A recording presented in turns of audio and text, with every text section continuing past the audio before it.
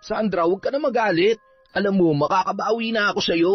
Marami na akong pera ngayon. Mabibigay ko na lahat ng pangangailangan mo, pati ng mga anak natin. Bigyan mo pa ako ng isang pagkakataon. Pangako, magbabago na ako.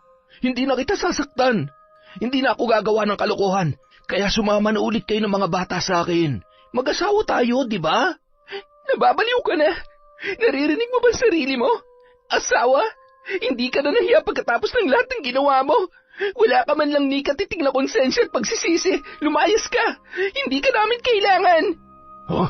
Sino ka? Bakit mo ginagawa sa akin to? Tama na! Tigilan mo na ako! Kulang pa yan para sa mga lalaking halangang kaluluwa na katulad mo. Ngayon mo ilabas ang tapang mo para pagsamantalahan ang anak ko. Ayan, gamitin mo ang gunting na yan para kitilin ang sarili mong buhay. Taon 2005, Bicol. Bandang 6:00 ng umaga, araw ng Sabado, abala ang mag-asawang sina Roy at Vilma na noon ay pupunta sa palayan. Binabayaran sila ng may-ari ng 200 kada araw. Kapag walang kumukuha sa kanila para magtrabaho, gumagawa naman sila ng lubid na yari sa bunot ng nyog. Yun din ang isa sa pinagkakakitaan ng mga tao sa kanilang lugar. Mayroon silang 7 anak at ang panganay nilang lalaki na sana ay makakatulong na ay maaga namang nakabuntis. Nagsasama na ang mga yon sa isang maliit na bahay na itinayo malapit lamang sa kanilang mga magulang. At kung minsan ay sa kanila rin yon umaasa. Sa laki ng pamilyang nabuo ni na Roy at Vilma, hindi sapat ang kanilang kinikita araw-araw. Kapos sa pagkain, mayroon maliit na lupang sakahan ang mag-asawa. Doon ay pilit nilang pinagbubungkal ng lupa ang kanilang mga anak upang magtanim ng kamoteng kahoy at iba pa na pwedeng ibenta nila sa sentro at pantawid na rin ng gutom kapag wala silang bigas. Hindi matugunan ang pangangailangan ng mga bata sa paaralan. Nang pumasok pa ang mga yon sa eskwela ay tinitiis na lamang nila ang gutom. Walang maayos na uniforme at sira-sira na rin ang mga tsinelas.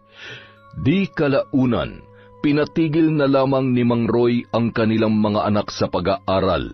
Bukod tanging si Sandra na lamang ang nagmatigas at ipinagpatuloy pa rin ang pag-aaral sa kabila ng kakapusan nila sa pera. Si Sandra ang pangalawang anak at nag-iisang babae sa 7 magkakapatid. Pilit na tinitiis ang gutom at pangungutya ng kanyang mga kaklase. Sa edad na 15 taong gulang ay nasa 2 taon pa lamang siya sa high school dahil sa patigil-tigil at napag-iwanan na ng kanyang mga kaedaran. Sandra, ikaw nang bahala dito sa bahay. May isang takal pa naman dyan ng bigas. Maglugaw ka na lamang para may kakainin kayo ng mga kapatid mo. Paano ho kayo? Kumain na po ba kayo? Yung sinain ko kanina. Nag-almusal na kami ng tatay mo at yung tira ay baon na lamang namin para may kakainin kami mamayang tanghali. Basta ikaw nang dumiskarte kung paano mo pakakainin yung mga kapatid mo, ha? Mamaya pa tayo makakabili ng bigas. Papuntahin mo ang kapatid mo sa bukid at paghanapin mo ng pwede nating pang-ulam mamayang gabi. Baka malalaki na yung bunga ng langka doon. Sige po.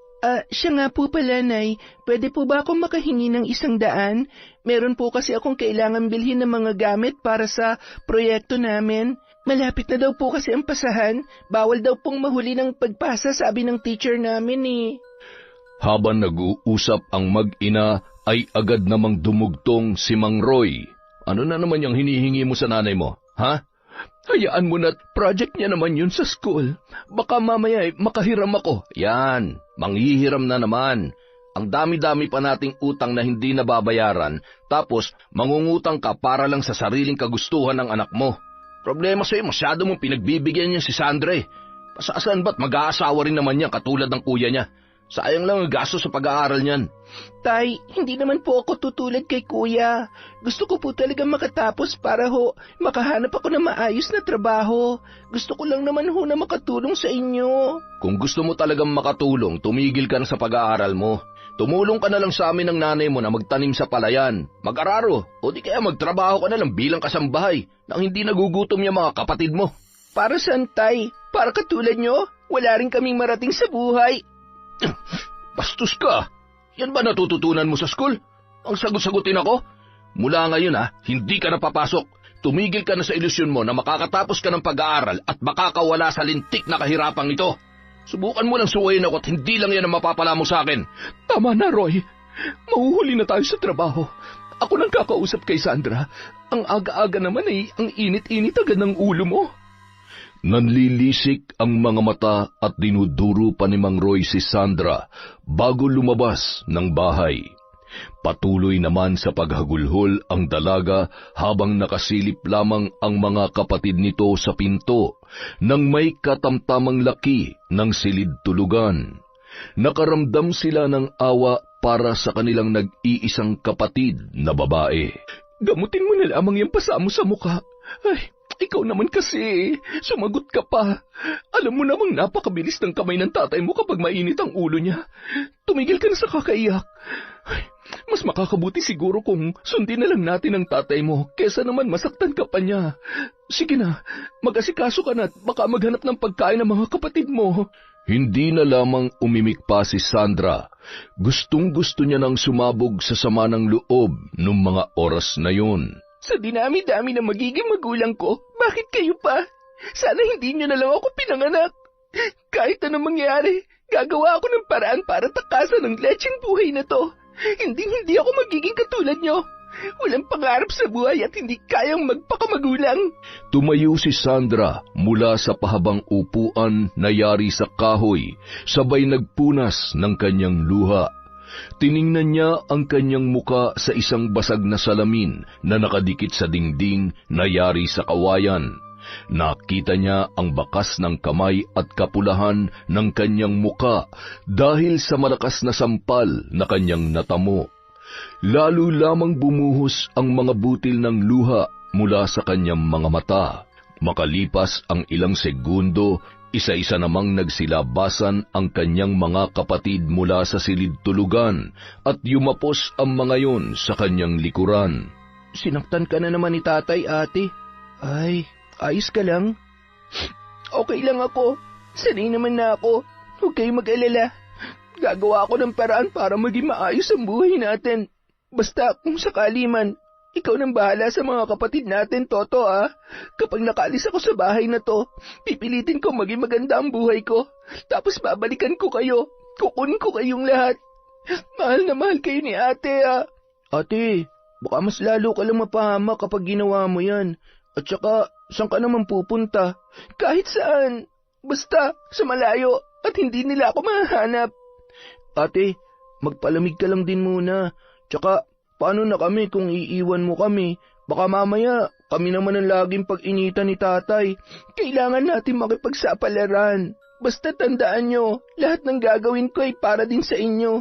Babalik ako kahit anong mangyari. Tandaan mo yan, Toto.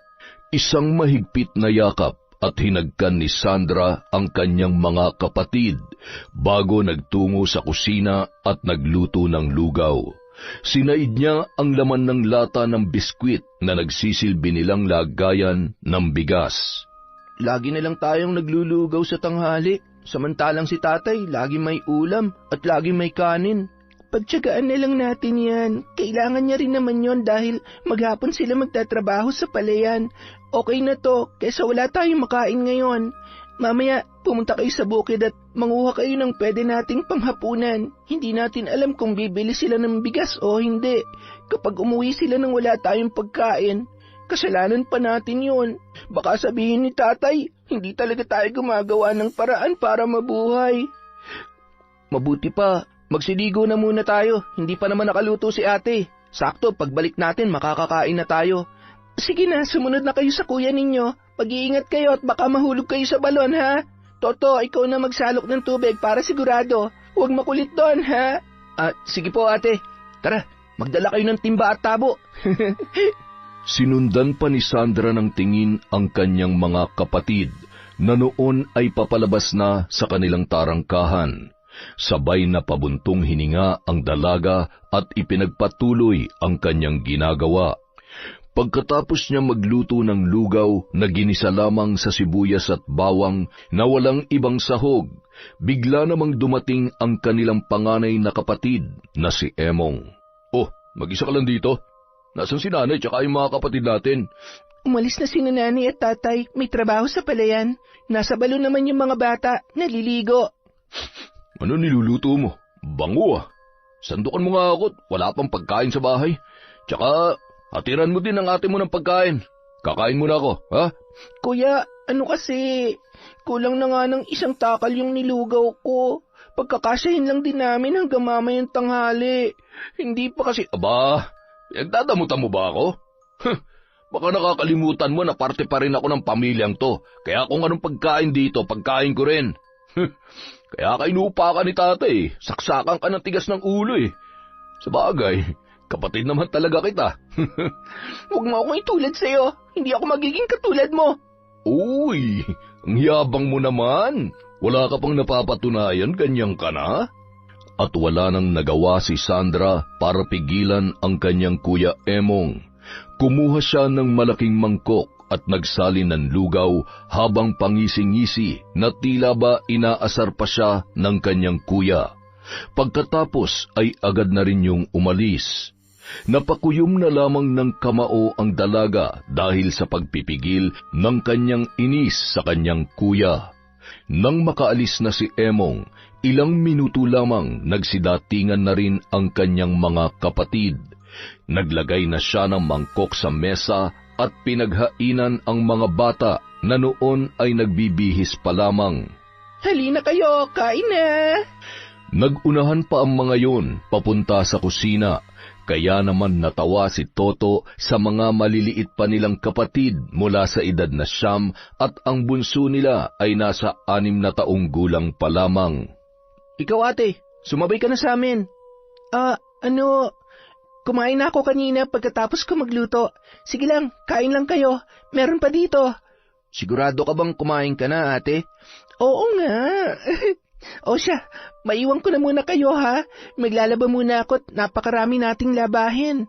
Basta maya-maya pumunta kayo ng bukid para maaga rin kayo makauwi. Kahit anong gulay na pwede nating lutuin mamaya magdala kayo ha. Mag-iingat din at baka may ahas doon. Huwag niyo na isama si Tonton at Bunso at sobrang init. Marunong naman yan maiwan dito. Tonton, Bunso, dito lang sa loob ng bahay ha. Maglaro lang kayo dito. Oh, sige na. Aalis na ako. Magpakabusog kayo. Tumango na lamang ang mga bata habang humihigop ng kanilang lugaw.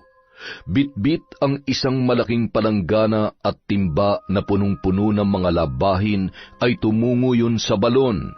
Sakto namang pagdating niya ay naroon si Eric, ang isa sa matalik niyang manliligaw. Nasa 8 taon ang pagitan ng kanilang edad. Agad namang kinuha nito sa kanya ang mabibigat niyang daladala. Bakit hindi ka nagpatulong kay Toto? Kaya ko naman kasi. Huwag mo akong kukulitin ha. Wala ako sa mood para makipagkulitan ngayon. Teka, ano nangyari dyan sa mukha mo? Sinaktan ka na naman ni Mang Roy? Gago talaga yung tatay mo.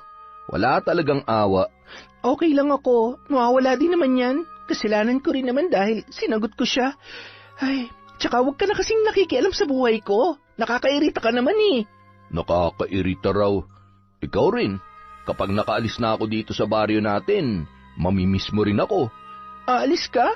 Oo, may papasukan akong bagong trabaho. Medyo mapapalayo ako sa iyo pero mas maraming oportunidad doon. Mas malaki rin yung sahod kesa magtiyaga ako sa pangingisda at pagtatanim sa bukid. Marami ka bang kakilala doon? May ilang kamag-anak doon ng nanay ko, pero tiyuhin kong nagrekomenda sa akin sa trabaho. Alam mo, kung papayag ka lang na magsama na tayo, hindi ka na mapapagod. Ako na magtatrabaho para sa atin. Pwede ka pa rin mag-aral. Tutulungan kita. Ipaparanas ko sa iyo ang buhay prinsesa. Utot mo, prinsesa ka dyan. Ay, pero teka, seryoso ka ba talaga dyan sa sinasabi mo? Hindi mo ba ako niloloko? Baka iniisip mo na pwede mo akong utuin dahil mas bata pa ako kaysa sa'yo, ha? Hindi ko gagawin sa'yo yan, Sandra. Alam kong malayo ang agwat ng edad natin, pero sigurado ako sa nararamdaman ko para sa'yo. Gusto kitang bigyan ng magandang buhay. Hindi na rin ako natutuwa na lagi ka nalang sinasaktan ng tatay mo. Kapag sumama ka sa akin, magiging maayos ng lahat. Tutulungan kita, hindi kita pababayaan. Dahil sa mga sinabi ni Eric, tila nabuhayan ng loob ang dalaga. Yun na lamang ang nakikita niyang paraan upang makaalis sa lalong madaling panahon. Mahigit 1 taon na ring nanliligaw sa kanya ang binata, kaya naman nakikita niya kung gaano kapursigido yon. Nakikita niya rin sa mga ikinikilos at sinasabi nito ang sinseridad. Sige, Eric, sasama ko sa'yo. Ha? Talaga? Oo, pero sa isang kondisyon. Tuparin mo lahat ng pinangako mo at sinabi mo sa akin. Oo, hindi mo pagsisisihan ang desisyon mong yan. Mahal kita. At ang gusto ko lang naman ay matulungan ka na makabangon sa hirap ng buhay. Yun din naman ang gusto mo, hindi ba? Hindi ko to gagawin para sa sarili ko, ha? Kailangan kong makapagtapos at magkaroon ng maayos na buhay. Babalikan ko mga kapatid ko. Ayaw kong habang buhay na lang din silang maging sunod-sunuran sa kung anong sasabihin at gusto ni tatay. Kinagabihan, habang naghahapunan ang buong pamilya ay napansin ni Aling Vilma na tila ba malalim ang iniisip ng kanyang anak na si Sandra. Bahagya niya pang tinapik yun sa braso dahil masama na naman ang tingin ni Mang Roy sa dalaga. Kumain ka na, mga anak. Sige na, kain lang ng kain at marami tayong kanin ngayon. Buti naman at may nakuha kayong ulam, Toto. Opo, Nay. Pagod na ho kasi si ate. Ang dami niya hong nilabhan kanina. Kaya naman pala tulala. Abay, nakakahiya naman. Mukhang pagod na pagod nga. Ganyan talaga kapag ayaw sanayin ng sarili sa hirap. Ipinipilit ang mga imposible. Ambisyosa at hindi marunong makontento sa buhay. Masyadong nagmamagaling. Roy, tama na. Nasa harapan tayo ng pagkain. Sige ho, mamaya na lang ho pala ako kakain. Busog pa ho ako. Kita mo na? Bastos talagang ugali ng anak mo eh. Nag-iisang babae pero saksakan ng... Ay, sige. Ubusin nyo na yan, mga anak. Huwag kayong magtitira kahit kakarampot. Dapat sa mga ganyang walang modo, ginugutom para madala. Makalipas ang 3 araw, bandang 3:00 ng umaga, bumangon si Aling Vilma para umihi. Sinilip niya ang magkakapatid sa kabilang kwarto. Tulog na tulog ang mga yon. Pagkatapos ay iginawi niya naman ang tingin sa papag sa may sala kung saan doon natutulog si Sandra. Wala doon ang dalaga, kaya naman ginising niya si Toto. Toto, nasaan ang ate mo? Ano po yun, Nay? Nakakagulat naman ho kayo. Nasaan ang ate mo? Bakit wala siya sa higaan niya? Ho, hindi ko po alam. Baka naman po umihilang, Nay. Tumayo si Toto at tiningnan ang mga gamit ng kanyang ate. Nawawala ang may katamtamang laki ng bag na ginagamit noon sa eskwela, pati na rin ang medyo maayos niyang mga damit. Nay, mukhang tinutuon niya nga ho yung sinabi niya noong nakaraang araw. Lumayas na nga ho si Ate Sandra. Diyos ko naman, saan naman siya pupunta? Nagtungo si Vilma sa silid nilang mag-asawa at agad na ginising si Roy. Roy, gumising ka. Kailangan nating hanapin si Sandra. Lumayas na yata. Wala ang mga damit niya. Pambihira naman talaga, oh. Wala na bang alam gawin niyang anak mo kundi bigyan tayo ng sakit sa ulo? Hayaan mo siya. Bakit mo hanapin? Lumayas ka, di ba? Ibig sabihin, ayaw niya nang sumunod sa mga magulang niya. Roy naman, ikaw naman kasi masyado kang masakit kung magsalita sa anak mo. Sinasaktan mo pa siya. Nag-iisang babae natin yon tapos wala kang pakialam. Tsaka pwede ba, wag mo nga akong sisihin sa katigasan ng ulo ng anak mo. Kahit saan siya pumunta, wala rin mangyayari sa buhay niya. Pwede mo naman kasi siyang kausapin ng maayos. Lahat naman kasi dinadaan mo dyan sa init ng ulo mo eh. Kapag nagagalit ka, sinasaktan mo siya. Maraming beses mo na siyang pinagbuhatan ng kamay. Tinuturoan ko lang siya ng leksyon. Ikaw may kasalanan dahil kinukonsinti mo. Kaya lumaki ang ulo nun eh. Tama naman kasi ang anak mo. Ano ba masama sa pag-aaral niya kung yun ang nakikita niyang paraan para gumanda ang buhay niya? Siguro hindi naman aabot sa ganito kung sinuportahan lang natin siya sa pag-aaral. Sinuportahan? Kapos na kapos nga tayo sa pang-araw-araw na pagkain tapos ipipilit niya pa yung gusto niya. Gusto ko lamang tanggapin niya na ang katotohanan na mahirap lang tayo at hindi natin siya kayang pag-aralin. Wala tayong pera. Ganun kasimple yun. Mahirap bang intindihin yun? Pwede na siya magtrabaho kung gugustuhin niya. Makasarili lang siya. Sarili niya lang ang iniisip niya. Napailing-iling na lamang si Aling Vilma na lumabas sa kanilang silid at nagpatuloy sa paglabas sa kanilang bahay. Humihikbi yun at pilit na pinapakalma ang kanyang sarili habang ipinagdarasal ang kanyang anak. Anak, kung nasaan ka man ngayon, gabayan ka sana ng Diyos. Mag-iingat ka at sana'y matupad mo ang mga pangarap mo sa buhay. Gaano man katagal, hihintayin ka ni nanay. Mahal na mahal kita. Patawarin mo ko dahil wala akong magawa para maipagtanggol ka sa tatay mo. Sumunod naman si Toto sa kanyang ina at niyakap yon ng mahigpit. Samantala, sakay ng tricycle ay ramdam na ramdam pa rin ni Sandra ang kaba. Naghahalo ang kanyang emosyon nung mga sandaling yon. Ngunit sa mga oras na yon ay sigurado na siya sa kanyang naging pasya. Manong, dyan na lang po ako sa may kanto. Sigurado ka, iha. Masyado pang madilim at delikado. Alanganing oras pa para bumiyahe papuntang bayan. Baka wala pang dumaan na jeep. O kung meron man, siguradong punuan yan. Wala ka pa namang kasama. Wag ho kayo mag-alala. Maya-maya lang ho, nandito na yung kasama ko. Dito po kasi kami magkikita.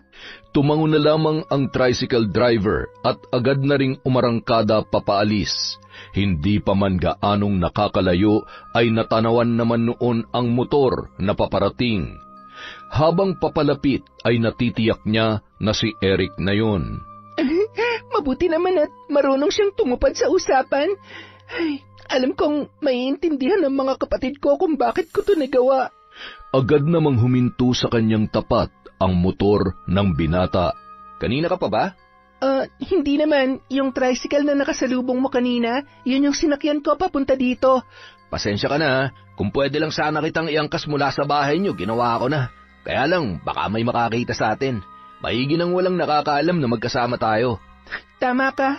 Ayaw ko rin malaman nila na sumama ako sa iyo at baka pagpiestahan pa tayo ng mga tsismosa. Akin yung bag mo. Dito ko na lang ilalagay sa may harapan para hindi ka mahirapan. Yan. Sige na, umangkas ka na. Dahan-dahan at baka mapasukan ng tambutso. Maingat niya namang inalalayan ang dalaga hanggang sa makaangkas yun. Mahigpit na humawak si Sandra sa bewang ni Eric. Yun ang unang pagkakataon na makakaangkas siya sa motor kaya dumoble ang kanyang kaba na nararamdaman. Natatakot ka, ano? Huwag kang mag-alala. Maingat ako magpatakbo. Magdodoble ingat pa ako dahil kasama kita, syempre. Hindi ako makakapayag na may mangyari masama sa napakaganda kong kasintahan. Kasintahan agad? Hindi pa naman kita sinasagot, Di ba nga sumama ka na sa akin? Ako nang bubuhay sa'yo. Magpapaaral at magbibigay ng lahat ng kailangan mo. Kaya, oo na, pero may isa lang sana akong gustong hilingin sa'yo.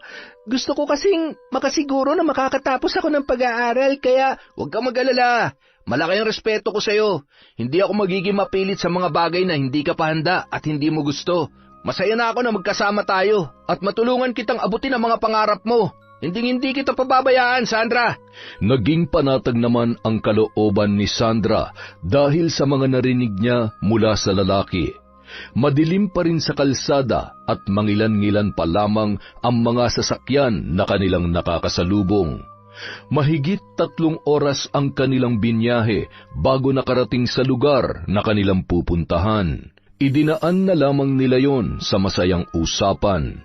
Samantala, nang makarating sila sa bahay ng tiyuhin ni Eric sa isang lalawigan din sa Bicol ay lagpas 5:00 na ng umaga. Ipinarada ni Eric ang kanyang motor sa harap ng tarangkahan ng bahay. Agad namang napabalikwas si Mang Ador at nagmamadaling lumabas. Agad na tumungo sa kusina para magmumog at maghilamos. Chong, nandito na po kami. Sandali lang, nariyan na. Agad na binuksan noon ang pinto at lumabas ng bahay na abot tainga ang pagkakangiti. Eric, ang paborito kong pamangkin. May kasama ka pala. Nag-asawa ka na? Hindi pa po, Chong. Girlfriend ko pa lang po si Sandra. Sandra, si Theodore, kapatid ng tatay ko. Magandang umaga po. Magandang umaga rin, iha. Ay, sige na. Tumuloy na kayo sa loob.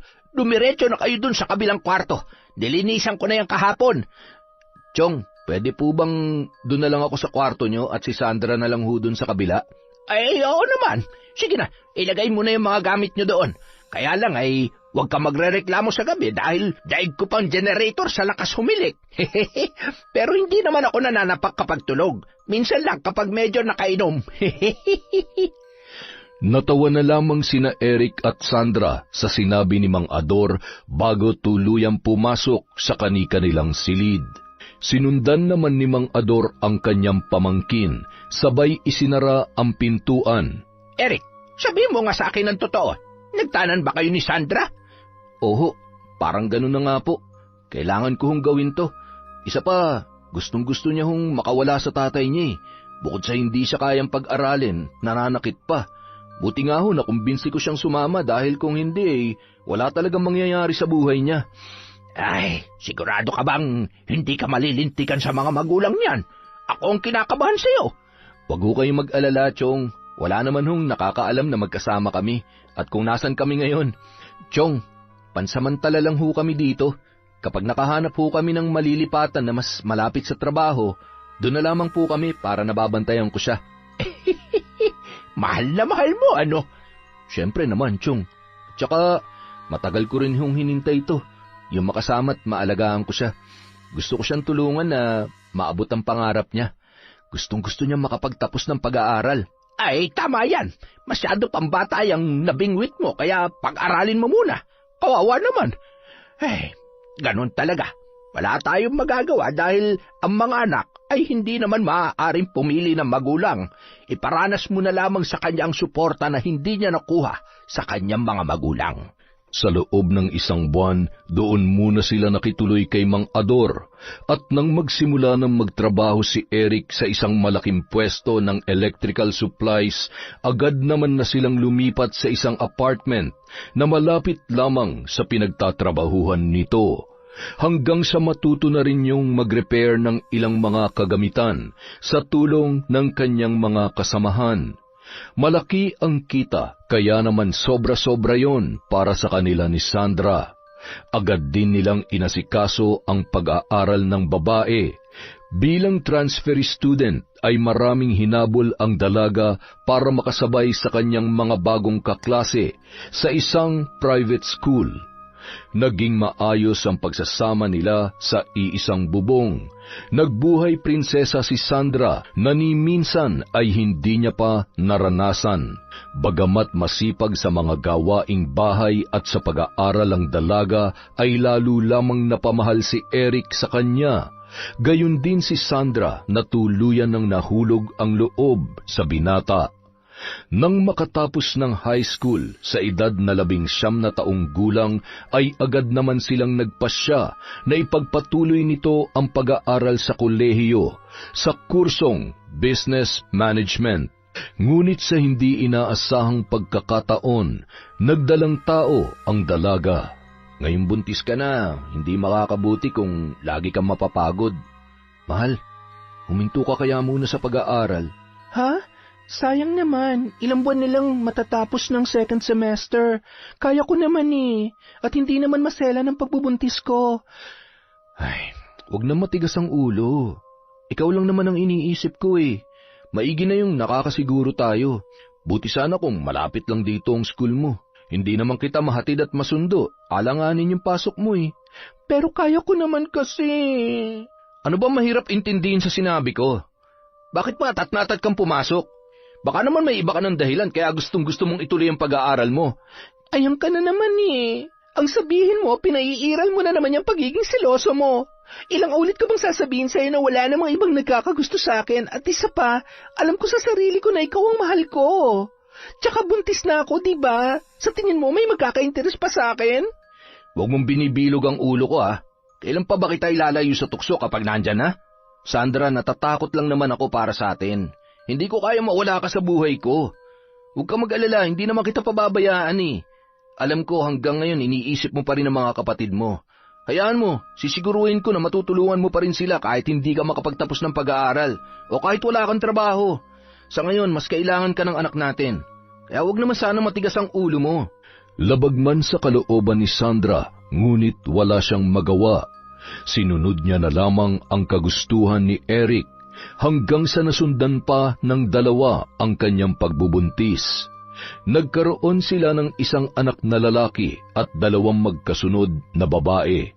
Nawala na sa isip ni Sandra ang pag-aaral at naging abala na siya bilang ina at asawa ni Eric.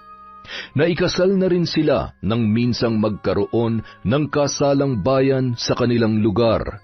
Nanatiling masipag sa pagtatrabaho si Eric upang matugunan ang pangangailangan ng kanilang pamilya. Lalo na nang magkasakit ang kanilang panganay na si Drake nang ito ay nasa unang taon sa elementarya. Mayroon yung kondisyon sa kidney, kaya naman kailangan nung sumailalim sa dialysis. Dahil doon, nagkanda patong-patong na ang utang ni Eric sa kanyang amo at maging sa isang kilalang tao na nagpapautang sa kanilang lugar. Dahil sa patong-patong na utang ay nagiging iritable na ang lalaki, lalo na sa kanyang asawa na si Sandra. Ano, wala na namang ulam? Hindi ka man lang gumawa ng paraan kahit mangutang ka man lang muna ng sardinas sa tindahan? Mahal, pasensya na, nasanay lang ako na ikaw ang bumibili ng ulam Huwag ka na magalit, bibili na lang muna ako sa tindahan. May naitabi pa naman akong pera dito. Napakain ko naman na ng oatmeal si Drake. Siya nga pala, sa susunod na linggo ulit yung dialysis niya. Pwede ba? Pagpahingahin mo naman muna ako. Di mo ba nakikita kararating ko lang? Gutom at pagod pa ako pero problema na naman ay binubungad mo sa akin. Buisit na buhay to. Napabuntong hininga na lamang si Sandra sabay lumabas ng bahay. Pilit niya namang inintindi ang kanyang asawa dahil inisip niya na baka nga pagod lamang yon sa trabaho. Nang bumalik siya ay agad na silang kumain ng hapunan. Habang kumakain, napapansin ng babae ang pagkabalisa ni Eric.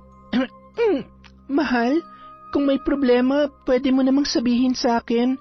Baka sakaling makatulong ako sa'yo para gumaan yung... Makatulong? Sige nga, paano mo ako matutulungan? Ano bang alam mo maliban sa humingi ng pera? Maliban sa umasa sa akin sa lahat ng... Ay, pesteng buhay to. Sinusumbatan mo ba ako? Eric, kagustuhan mo lahat ng to. Alam mo naman na mula umpisa gusto kong makatulong. Gusto ko rin magtrabaho para matulungan ka pero ayaw mo. Sinusunod ko lang naman kung anong gusto mo dahil ayoko mag-away tayo Nung magkasakit si Drake, sa kanya na lang umikot ang buhay ko, pati dun sa dalawa nating anak. Akala mo ba madali yon? Oo, ikaw nagtatrabaho pero wala kang alam sa pinagdaraanan ko. Hindi mo alam kasi pakiramdam mo, ikaw lang ang may karapatang mapagod. Agad namang lumapit kay Sandra ang dalawang bata na nasa edad 5 at 2 taon na noon ay umiiyak dahil sa pag-aaway ng kanilang mga magulang.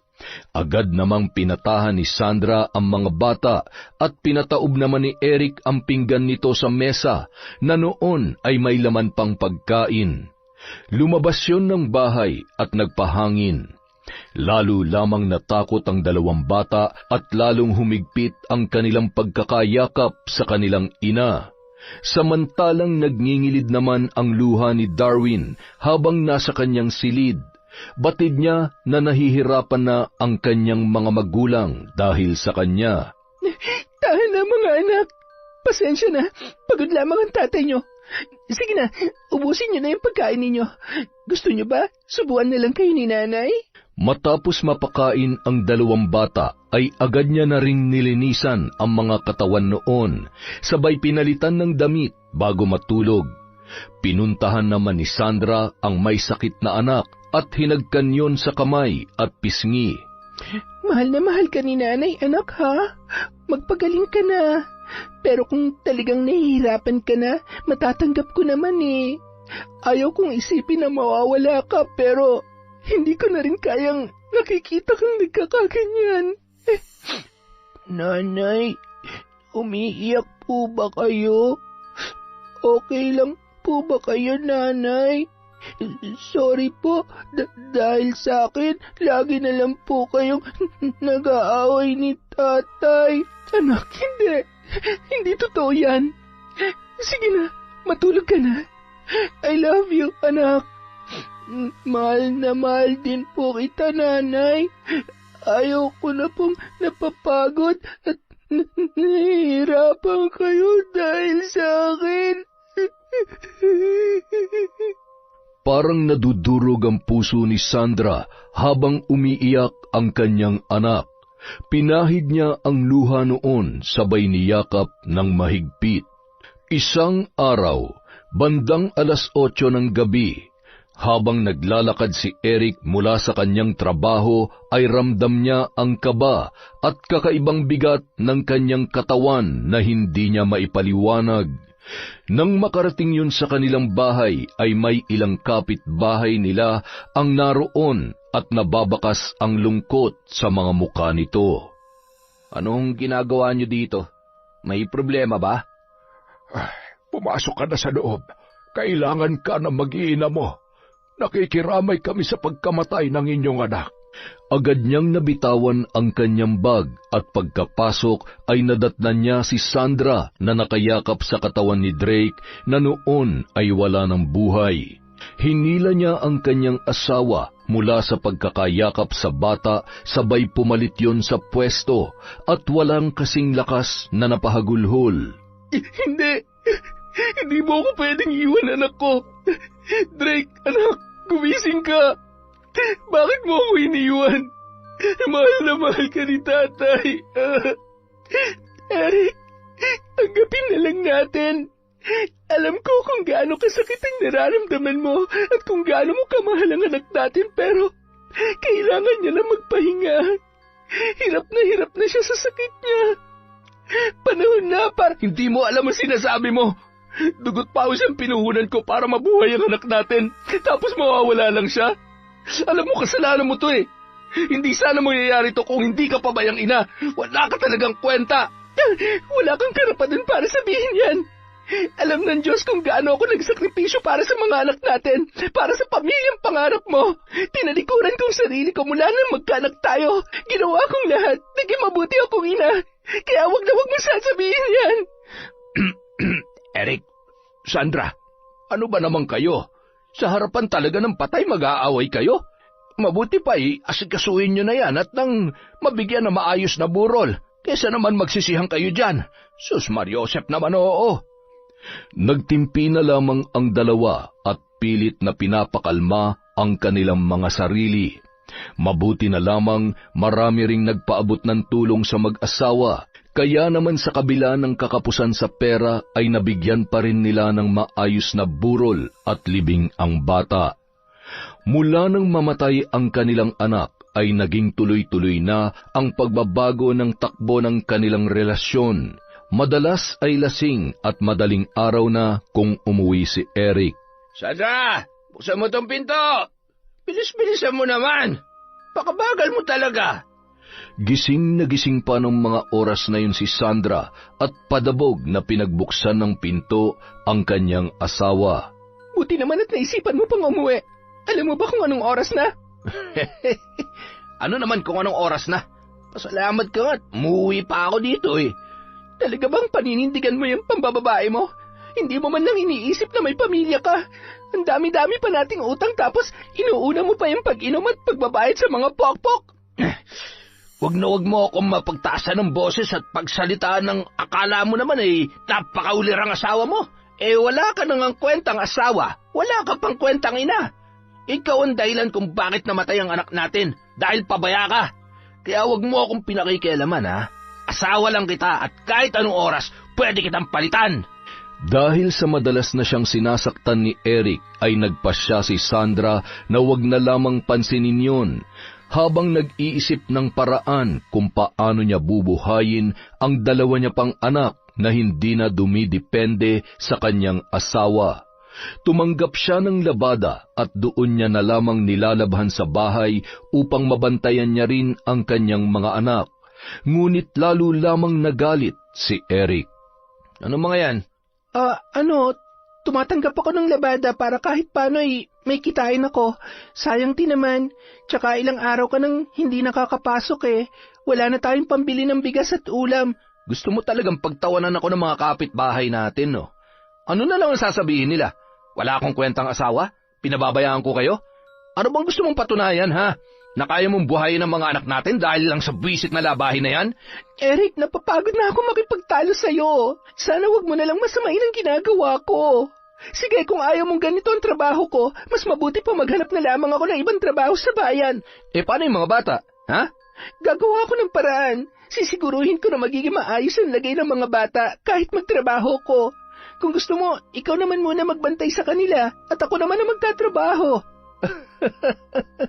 Bahala ka sa buhay mo, buwisit. Masyado ka nagmamagaling. Hindi na lamang sumagot pa si Sandra para hindi na humaba ang kanilang pagtatalo. Napabuntong hininga na lamang siya. Gabi-gabi niyang ipinagdarasal na sana ay manumbalik na sa dati ang kanyang asawa. Pilit niya na lamang kinukumbinsi ang kanyang sarili na babalik pa yon kung paano yon nagsimula. Ngunit habang tumatagal ay lalo lamang lumalala ang ugali noon. Isang araw, isang hindi inaasahang bisita ang dumating sa kanilang bahay. Sakto namang wala noon si Eric dahil 2 gabi na yon na hindi umuuwi. Matagal ka na namin gustong puntahan ni Toto. Kaya lang, abala sa pagtatrabahong kapatid mo. Buti na lamang at may nakapagsabi sa amin na dito ka namin makikita. Sayang at hindi mo na inabot ang tatay mo. Ano pong ibig niyong sabihin? Wala na siya. Alam mo ba, paulit-ulit niyang binabanggit ang pangalan mo bago siya binawian ng buhay.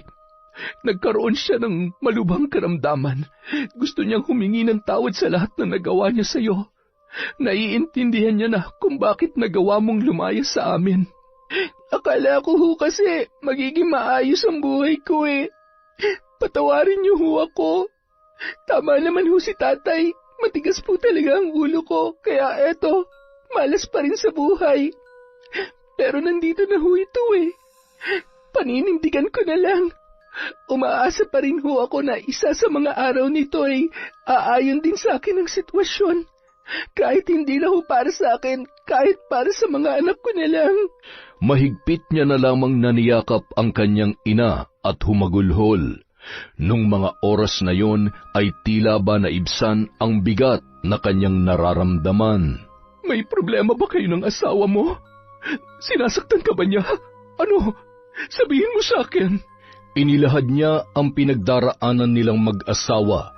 Matapos mag-usap ay minabuti munang isama ni Aling Vilma ang mga bata pauwi sa kanila. Mga anak, kailangan muna magtrabaho ni nanay para sa inyo, ha? Doon maaalagaan kayo ng lola niyo at mga tito ninyo. Kailangan ko lang malaman kung nasaan ang tatay niyo ngayon. Paano anak? Aalis na kami. Mag-iingat ka. Basta sinasabi ko sa iyo sa tingin ko ay sumakabilang buhay na ang asawa mo. Mahirap hanapin ang ayaw magpahanap. Iingatan mong sarili mo. Kung sakali man na tama ang hinala ko, hayaan mo na siya. Magtrabaho ka na lamang para sa mga batang ito. Umuwi ka na lang din sa bahay natin. Kahit anong mangyari, tayo-tayo pa rin na magtutulungan. Pero wag na wag kanyang pagbubuhatan ulit ng kamay dahil kapag nagkataon, babarangin ko talaga siya. Kinabukasan, agad na nag-apply ng trabaho si Sandra. Matapos ang 1 linggo na paghahanap ng trabaho ay maswerteng natanggap siya bilang sales lady sa isang department store. Nang magkaroon ng pagkakataon ay sinubukan niyang hanapin ang kanyang asawang si Eric. Isang araw, bandang 6:00 ng hapon, habang namimili si Sandra sa palengke ay napalingon siya nang marinig niya ang isang pamilyar na boses na may kasamang babae. Maayos ang pananamit, may kalakihan ng katawan at napalunuklaway naman siya nang makita kung gaano kakapal ang makeup noon at agaw pansin ang mahaba noong pilik mata. Agad niyang nilapitan yon at tinawag ang pangalan ng kanyang asawa. Sandra, bakit gulat na gulat ka? Hindi mo ba ako ipapakilala sa kasama mo? Sino ka ba? At bakit kilala mo ang boyfriend ko, ha? Boyfriend? Kaya naman pala nakalimot ka na may pamilya ka dahil may iba ka ng kinalolokohan. At ikaw, babaeng saksakan ng haba ang pilik mata? Mabigat ba yan? Ay, paano mo naman naging boyfriend ang asawa ko? 2 bagay lang. Marami ka sigurong pera o di kaya naman, ginayuman mo ba to? Excuse me, ano bang pinagsasasabi ng babaeng ito, Eric? Sabihin mo nga sa akin, niloloko mo ba ako? Totoo bang asawa mo ang hampas lupang yan? Sorry. So, totoo nga. Manloloko ka? Mukha ka ng pera. Galit na galit umalis ang babae. Sabay tumalikod na rin si Sandra sa kanyang asawa na tila ba walang nangyari. Sandra, sandali lang, mag-usap tayo. Alam kong malaki ang kasalanan ko, pero asawa mo pa rin ako. Ayusin naman natin to. Pakiusap. Bitiwan mo ako. Sana naisip mo yan bago ka gumawa ng kalokohan. Kailangan ko lang gawin yon dahil kailangan ko ng malaking halaga. Malaking halaga? Para saan? Para sa mga utang ko. May malaki akong pagkakautang. Kapag hindi ako nakapagbayad, siguradong papatayin nila ako. Sandra, ayoko mamatay. Pwede ba huwag ka nang gumawa ng kwento? Kung ginagawa mo lang to para magpaawa at malusutan ang kasalanan mo sa akin, pwes tumigil ka dahil hindi ako naniniwala sa'yo. Agad namang bumalik sa pamimili si Sandra at nang lumingon siya ay bigla namang nawala sa kanyang paningin si Eric. Habulin mo yung kabit mo. Puwisit ka. Magsama kayo. Pagkatapos mamili ay agad na yung umuwi sa kanilang bahay. Nakaramdam yun ng lungkot dahil sa pangungulila sa kanyang mga anak. Lalo siyang naging emosyonal dahil sa sobrang katahimikan na bumabalot sa buong kabahayan.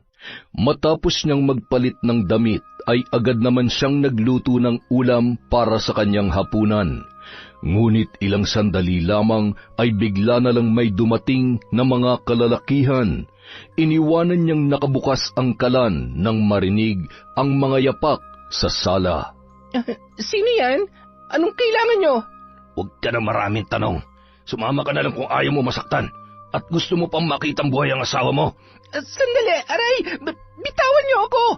Abat! Matigas rin ang pagmumukha mo, ah! Manang-mana ka talaga sa asawa mo, no?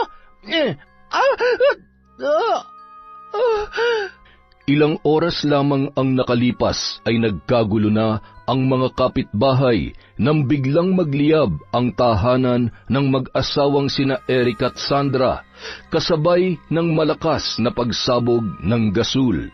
Napaluha ang malalapit nilang kapitbahay at natataranta sa pag-aakalang may tao sa loob ng nasusunog na bahay na yon.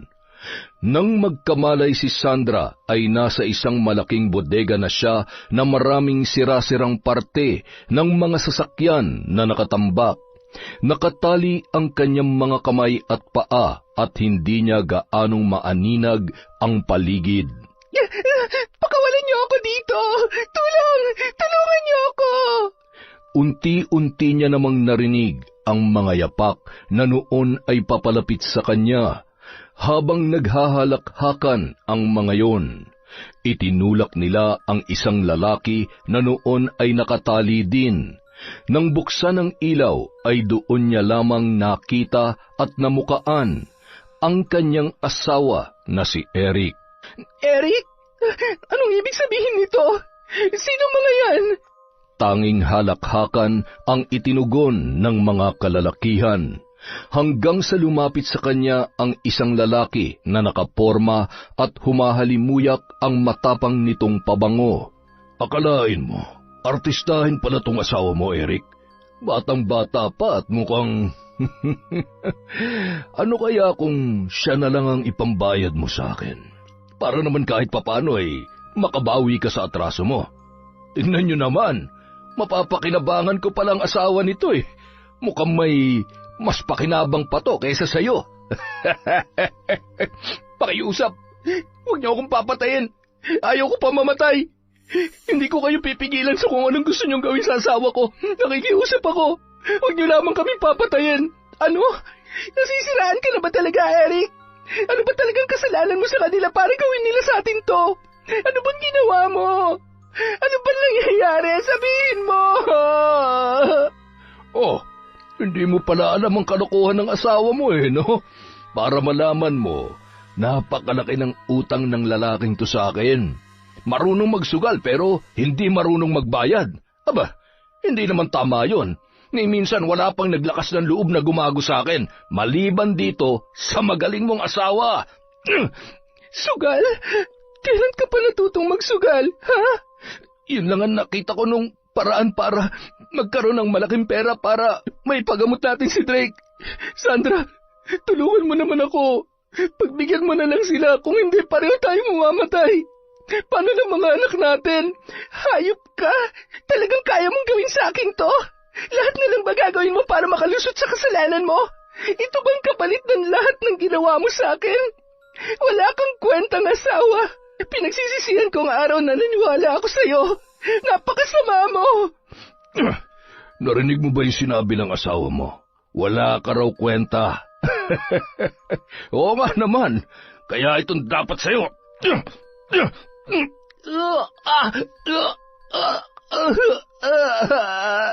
Ikaw naman, babae. Huwag ka nang umiyak. Hindi naman kita sasaktan basta huwag ka lang pumalag. Ano bang nagustuhan mo sa lalaking to? Bukod sa mas matanda na sa'yo, mukhang pinaasa ka lang din sa magandang buhay na ipinangako niya. Huwag ka mag-alala dahil ngayong gabi, makakalimutan mo lahat ng sama ng loob mo dito sa asawa mo. Basta sasamahan mo ako sa langit. Ha?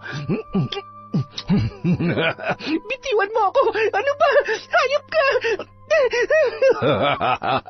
Wala ka nang magagawa dahil ngayong gabi, akin ka na!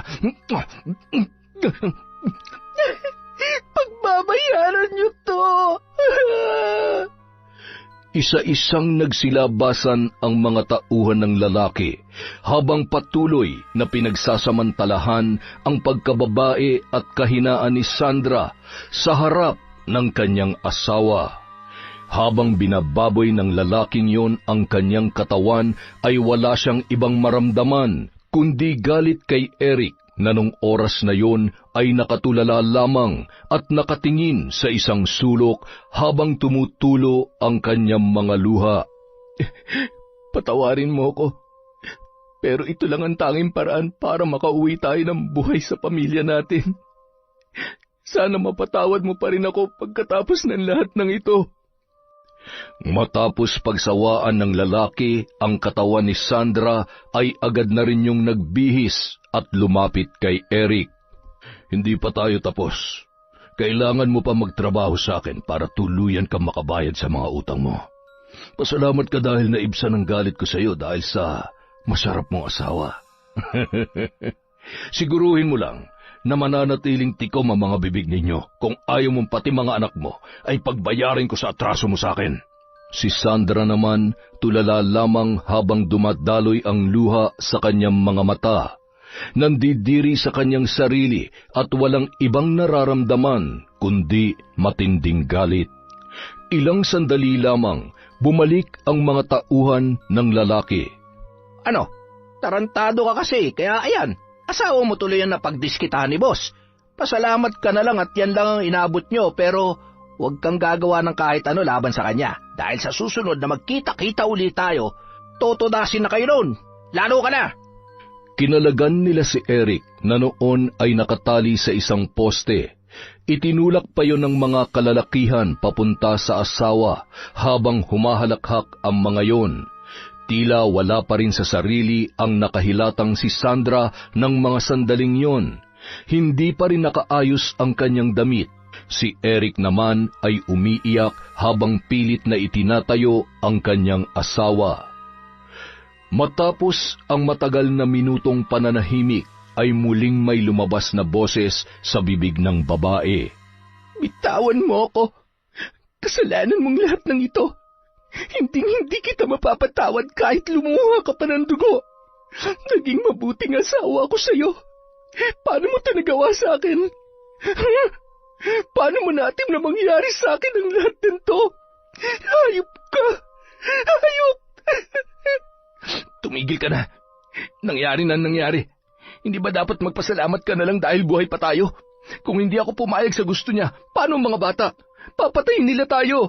At talagang ginagamit mo pa mga bata? Kailan ka pa ulit nagkaroon ng pakialam sa amin, ha? Pinabayaan mo na kami, di ba? Matagal na ako nagtitiis sa mga maling pagtrato mo sa akin. Lahat ng yun tiniis ko kasi akala ko napagod ka lang sa pagiging mabuting asawa mo. Pero mukhang nagkamali ako. Ngayon hindi mo na kailangan magmaskara para itago kung sino ka talaga. Mula ngayon, tapos na tayo. Wala ka ng mga anak at wala ka na rin asawa. Hindi mo ako pwedeng talikuran. Ano ba pinagmamalaki mo, ha? Kaya mo ba? Baka nakakalimutan mo na kung hindi dahil sa akin. Tama na! Huwag mo akong ikulong sa utang na loob na matagal ko nang pinaghirapan. Isang malaking pagkakamali na naniwala ako sa lahat ng mga pansamantalang kabutihan mo. Kinamumuhian kita. Nanginginig ang tuhod na tumayo si Sandra at dahan-dahang naglakad palabas sa malaking lumang gusali hanggang sa makarating siya sa kalsada. Isang tricycle driver naman ang sumaklolo sa kanya. Nang makita siyang naglulupasay sa kalsada, umiiyak at sumisigaw sa galit. Isinakay siya noon hanggang sa makarating sa kanilang bahay. Ngunit hindi niya inaasahan ang kanyang madadatnan nung mga sandaling yun. Amoy niya pa ang usok mula sa natupok nilang bahay dahil sa sunog. Napaupo na lamang ang babae sa harap ng kanilang tarangkahan. Awang-awa naman ang tricycle driver na nag-abot pa ng 200 piso bilang tulong kay Sandra. Nagpunta naman siya sa isa sa kanilang mga kapitbahay at ninang ng kanyang pangalawang anak. Awang-awa yun sa kanyang kalagayan, lalo na nang malaman nito ang pinagdaanan ni Sandra sa taong pinagkakautangan ni Eric.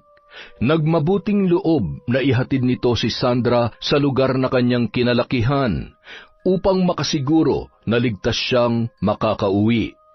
Matapos ang mahigit 3 oras na biyahe ay muli niyang nahagkan at nayakap ang kanyang mga anak, pati na rin ang kanyang mga kapatid na noon ay binata na. Malayo na ang kaibahan ng bahay na iniwan niya noon. Mas malaki at mas matibay na yun ngayon. Ngunit sa pagkakataong yun ay wala na ang kanyang tatay Roy. Malugod namang nagpasalamat si Aling Vilma sa kumare ni Sandra bago yun umalis. Sa isang silid, taimtim na nag-usap ang mag-ina. Ano ba talaga nangyari? Bakit may mga pasaka? Nagkita na ba kayong dalawa? Sinaktan ka na naman ba ni Eric? Magsabi ka sa akin ng totoo. Hayop siya, Nay. Demonyo siya. Naghahasa ako ng dahil sa kanya. Binaboy nilang pagkatao ko. Napakuyom ng kamao si Aling Vilma. Ramdam niya ang sakit, takot at bigat ng kalooban ng kanyang anak nung mga oras na yun. Napakasama nila. Huwag ka mag-alala. Pagbabayarin natin ang hayop mong asawa, pati na rin ang lalaking gumahasa sa'yo. Tahan na, anak ko. Kailangan mong tatagan ang loob mo alang-alang sa iyong mga anak. Makalipas ang 3 araw. Nay, ano hong ginagawa natin dito? Ano po ang mga yan? Nandito tayo para maningil at gumanti sa mga nang walang hiya sa'yo, lalong-lalo na sa demonyo mong asawa. Hinding-hindi ko mapapalagpas ang pagkakataong ito. Nakakalungkot isipin na halos parehong kapalaran natin sa pag-aasawa. Kaya naman, marapat lamang na muli kong gamitin ang aking kaalaman sa pambabarang upang tulad ko Makalaya ka na rin sa kasamaan ng isang lalaking bahagang buntot at ginawa kang pambayad sa kanyang mga utang. Pero, paano? At kailan pa ho kayo natutong gumamit ng mga ganyan, Nay? Matagal ko nang itinatago ang aking kaalaman. Nang makilala ko ang tatay mo, itinago ko ito sa kanya. Nagbago ko. Tinalikuran ko to sa mahabang panahon para lamang sa tatay mo. Pero siya rin na nag-udyok sa akin na bumalik sa pambabarang. Nang lumayas ka, halos araw-araw ay sinasaktan niya kami ng mga kapatid mo. Madalas kinukuha niya ang kita namin para makabili ng alak at natuto pang magsabong. Naging mas malupit ang tatay mo hanggang sa muntik niya na ako mapatay noong mag-away kami. Sa sobrang galit ko, muli kong binuhay ang kaalaman ko para gantihan siya. Pinatay ko siya. Ako ang pumatay sa demonyo dito sa pamilya natin. Pinatay niyo si tatay? Sa pamamagitan ng mga gamit na ito? Oo, tama. Sa pamamagitan ng pambabarang ay kaya kong pumatay. At magagawa rin natin yon sa mga taong nagkasala sa iyo, lalo na sa Eric na yon. Ito ang aklat. Tingnan mo at hawakan mo. Dito nagmumula ang lahat ng kaalaman ko sa pambabarang at ang manikang ito ang magiging daan upang maipasok natin ang sumpa sa kanilang katawan. Ang laman ng garapong ito ang mga alaga ko. Pantanim ng kahindik-hindik na takot para sa aking bibiktimahin. Sakit na walang lunas, kamatayan na hindi matatakasan ang ipapamalas natin sa kanila. Yun ay kung nais mong gumanti, anak. Alalahanin mo ang sakit at lahat-lahat ng mga hirap na pinagdaanan mo sa kamay ng lalaking pinagkatiwalaan at minahal mo. Kung hindi siya mabubura sa buhay nyo, hindi matatapos ang ugnayan nyo at ng mga bata. Hindi magkakaroon ng kapayapaan ng iyong puso at siguradong manggugulo lang yon ng paulit-ulit. Tama po kayo, Nay. Panahon na para tuluyan na siyang mawala sa buhay namin ng mga anak ko. Patutunayan ko sa kanya na kaya kong buhayin ang mga bata at ang hayop na lalaking nambaboy sa pagkatao ko. Gusto kong unahin niyo siya. Gusto kong magbayad silang lahat, Nay. Kinagabihan, habang mahimbing na natutulog ang lalaking nanggahasa kay Sandra, ay nagising yon sa sobrang init ng kanyang pakiramdam. Nagtataka siya dahil bukas at gumagana naman ang kanyang aircon. Nang siya ay tumayo, bigla na lamang nagpatay-sindi ang ilaw. Napadungaw pa siya sa bintana nang marinig ang malakas na alulong ng mga aso. Natanawan niya rin ang kanyang mga tauhan na nag-iinuman sa kubo. Hinubad niya ang kanyang damit dahil tagaktak na ang kanyang pawis.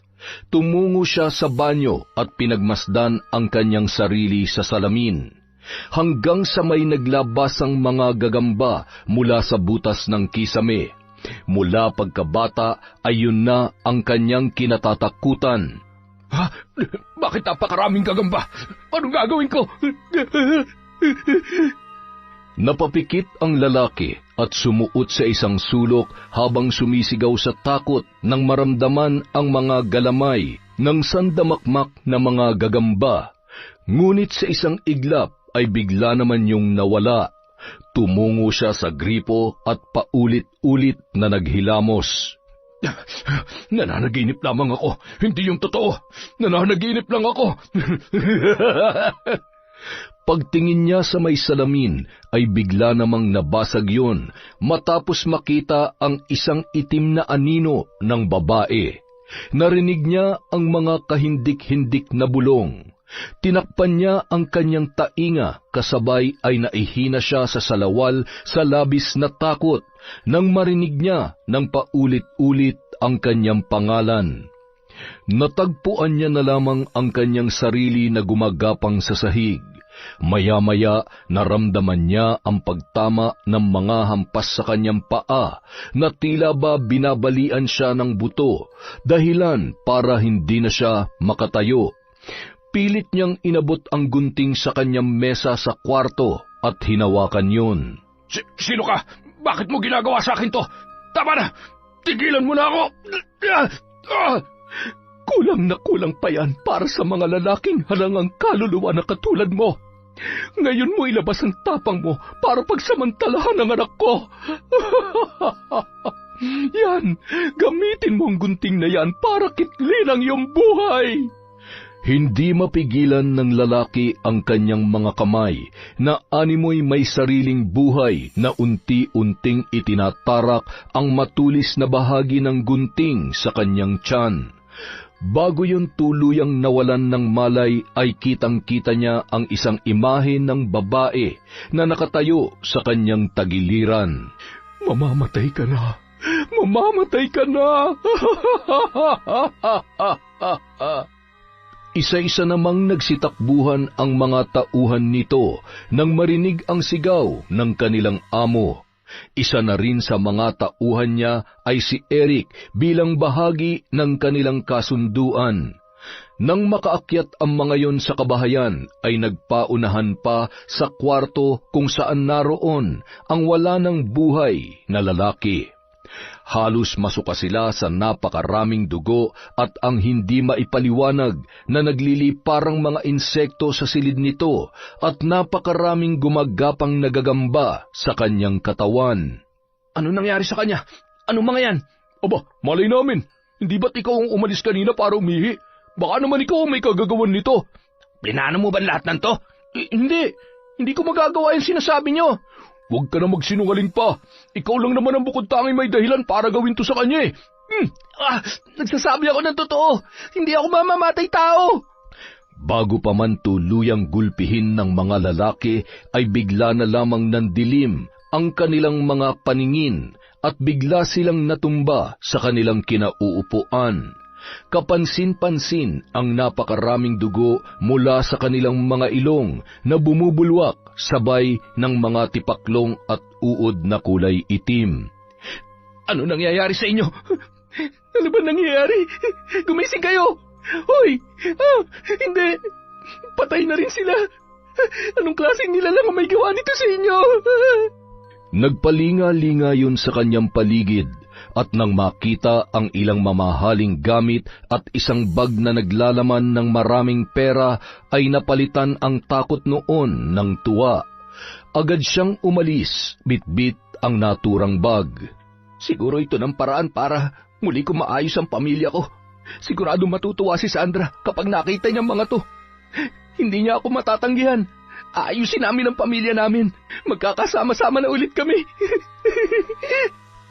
Nang makaalis ang lalaki sakay ng tricycle, bigla na lamang nasunog ang malaking bahay sa hindi malamang dahilan. Laking gulat niya nang malaman ang nangyari sa bahay nila at nung mga oras na yun ay alam niya na kung saan muling makikita ang kanyang mag-iina. Lakas loob niyang pinuntahan si Sandra sa bahay ng mga magulang nito. Paulit-ulit na tinatawag ni Eric ang kanyang asawa at ang mga bata sa labas ng tarangkahan. Nay, akala ko ba... Bakit buhay pang lalaking yan? Masyado pa maaga.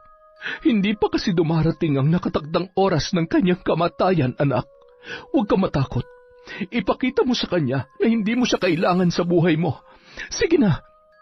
Nang lumabas si Sandra, ay masayang-masaya naman si Eric.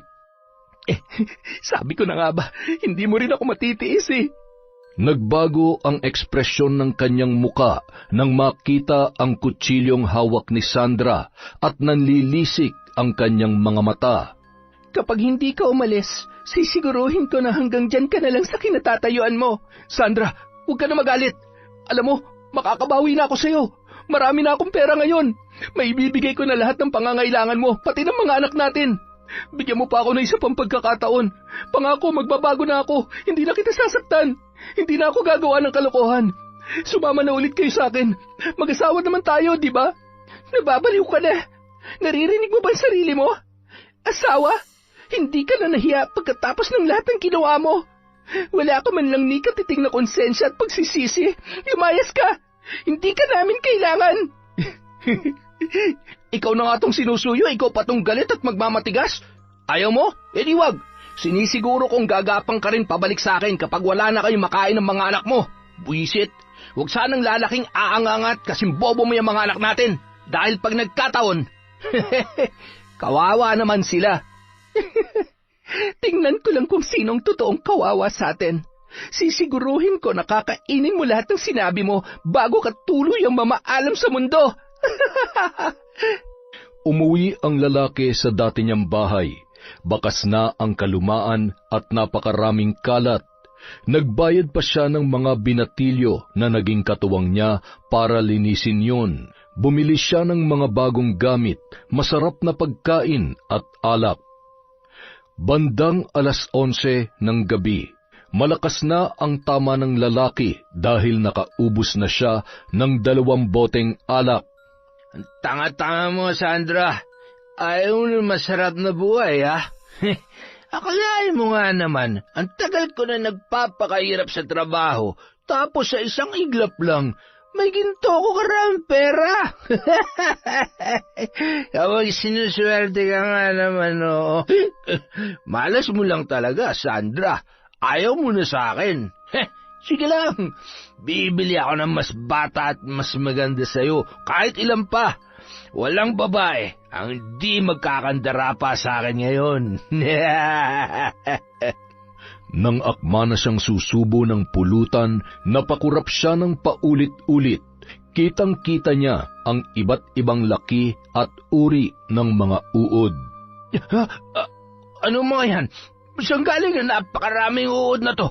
Minumulto na yata ako sa bahay na to. Diyos ko, tulungan niyo po ako.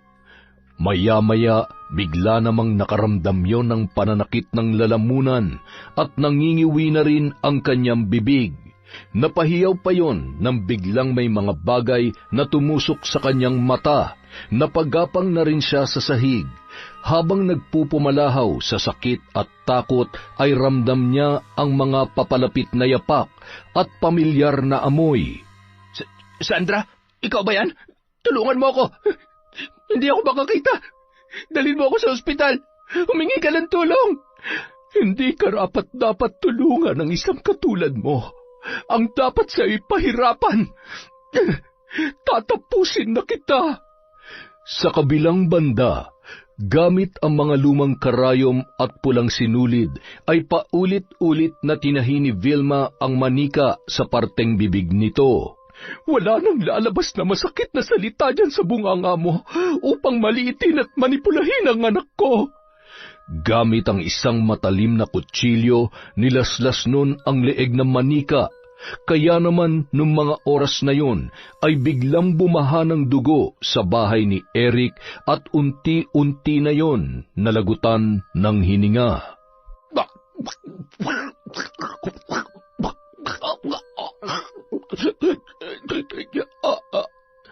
Samantala, tapos na. Wala na siya, anak. Malaya ka na sa hayop na yon. At mahigpit na yumakap si Sandra sa kanyang ina.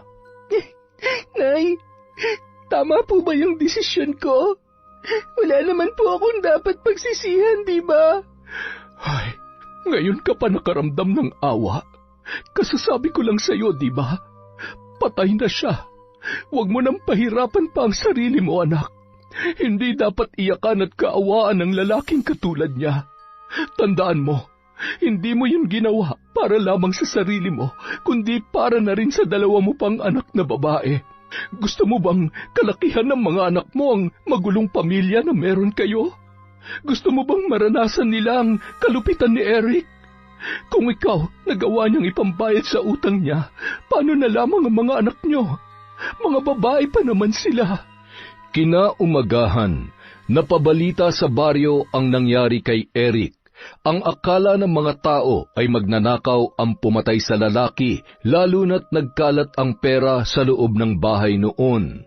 Tingnan mo nga naman, patay na nga napagnakawan pa. Ganyan talaga nangyayari sa perang hindi mo pinaghirapan. Naglalaho na parang bula. Makalipas ang 1 taon. Nay, te, mas mabuti siguro kung umalis na lamang tayo sa lugar na to para makapagsimula po tayo ulit. Natanggap na ho ako sa kumpanyang ina-applyan ko. Malaki ho ang sahod At maraming school din huro nang nag-o-offer ng scholarship para sa mga kapatid ko. At ikaw rin ate, kung gusto mo talagang makapagtapos, mag-aral ka ulit. Akong bahala sa'yo. Tutulungan kita. Salamat, Toto. Akalain mong ikaw palang tutupad sa pangarap ko na mag-aahon sa pamilya natin? Salamat sa pagmamahal niyo sa mga anak ko, ha? Lalo na po kayo, Nay. Siyempre naman, mga apo ko kaya yan, at mga babae pa, samantalang ang kuya mo lahat ng anak ay lalaki. Salamat sa Diyos at nagtino na rin siya, dahil konting-konti na lang babarangin ko na rin sana. Masaya rin ho ako para kay Kuya, Nay.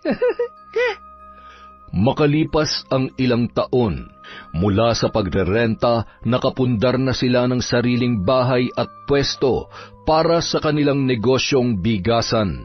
Akalain mo noon, namumroblema tayo dahil wala tayong maisaing na bigas. Ngayon, tayo na may sariling bigasan. Ang bait-bait talaga ng Diyos sa kabila ng lahat. At hindi mangyayari to kung hindi dahil sa iyo, Toto. Maraming salamat, ha. Huwag mo nang isipin yon, ate. Akong meron sa ngayon, kaya naman ako ang tutulong sa inyo. Alam nyo, lahat ng pagsusumikap ginawa ko dahil katulad mo noon, gusto ko lang din magkaroon ng maayos na buhay. Siguro, magkaiba lang tayo ng paraan at sitwasyon kung paano natin maaabot yung mga gusto natin sa buhay. Sa totoo lang, sa dinami-dami ng pinagdaanan ko, nagpapasalamat pa rin ako dahil mas marami ang magagandang bagay na nangyayari ngayon. Tama ka dyan, ate. Tingnan mo na lang kung gaano kasaya si nanay sa mga apo niya sa'yo. Ikaw, kailan mo bibigyan ng apo si nanay, ha? Ate, masaya na rin ako para sa mga pamangkin ko.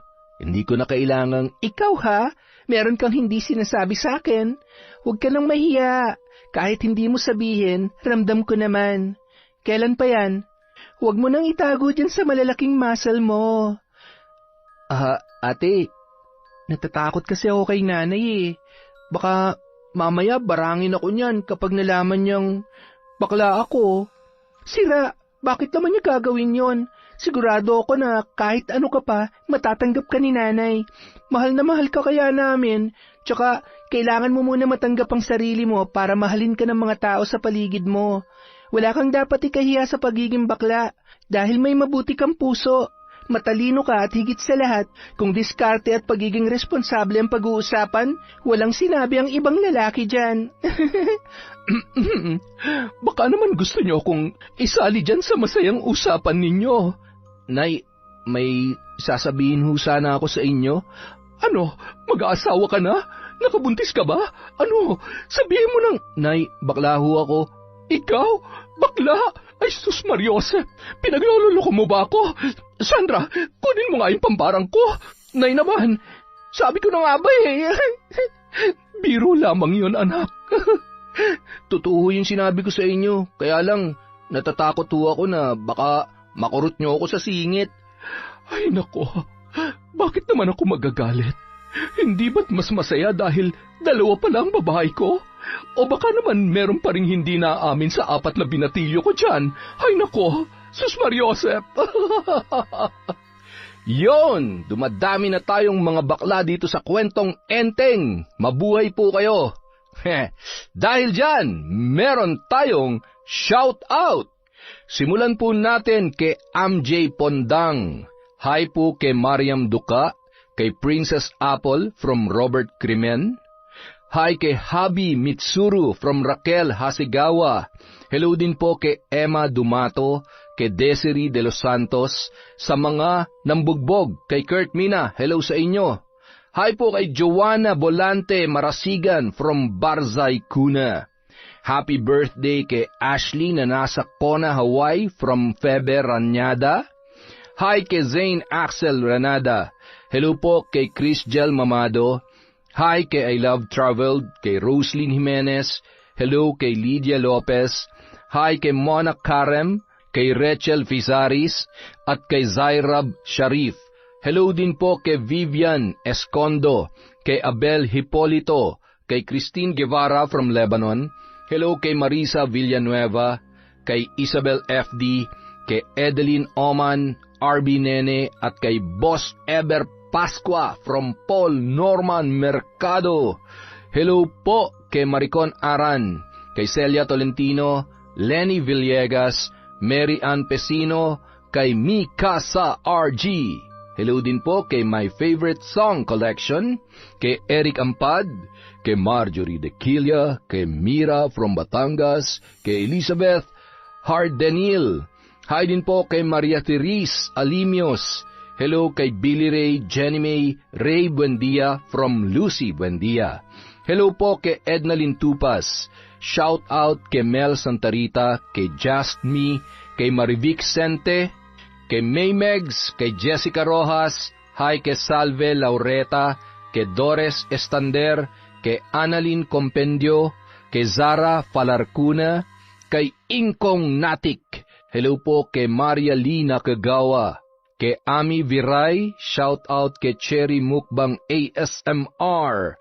Hello din po kay Shauma TV, kay Chat Advincula, kay Josefina Fuelias, shout out kay Cleo Abalos, kay Carmela, kay Sally Roldan, kay Lore Lee Coral, kay Zenaida Adoviso, kay MJ Pablo, hi kay Jonah Halog, kay Manny Maniego, kay Delia Luwage Tonzo, shout out po kay Filipina Palsario, kay Gemma Jane Guagano, kay Junior Tumampok. Hello po kay Febe Ranyada, kay Mirasol Masuher, kay Rai, kay Hazel Mea 05. Shout out din po kay Catalea Soto. Happy birthday po kay Rodney from Febe Ranyada, kay Glef Plenel. Hi kay Judy Sabelina, kay Rosalina Bugayong, kay Lydia Torilla. Hi din po kay Hana Maylin Sesgundo, kay Tess Gutierrez. Yun, pinsan, napakagaling ng ginagawa mo dyan sa Hong Kong. Mag-iingat po kayo palagi. Hello po kay May Espiritu. Hi kay Susana Llobrera, kay Monica Nieves, kay Ella Heda, kay Adi Larico, sa asawa po ni Zaira Kim Magbanwa. Hello kay Michelle Marciano, kay Lotlot Soberano. Shout out kay Dimples Yumi, kay Arlene Castro Ramos. Shout out din sa napakalupit po na si writer Michelle. Hi kay Annalisa Puazo, kay Jellies, at happy birthday po kay Mira ng August 31. Mabuhay ka hanggang gusto mo, ma'am. Hi kay Asa Garcia sa JBY Girls ng Marcelo Green, Parañaque City. From Leia Acubia. Hi po kay Vivian Gatchalian, kay Finky Rusi 14. Hello din po kay Jennifer Mauricio, kay Edgardo Fontanilla, kay Sheena Enriquez, kay Joan Pionello, kay Ami Bug. Hello din po kay Cola Lona, kay Lady Sparrow Taurus, kay Roxanne Gaudicos, kina Ryzen Nieves at Dongbang Nieves from Monica Nieves. At siya nga po pala, makikiusap po si Kwentong Enteng, pakisupport po natin ang ating kaibigan na si Ang Hukom na nagbalik na ulit. Maraming salamat po mula sa Kwentong Enteng. Sandra, huwag ka na magalit.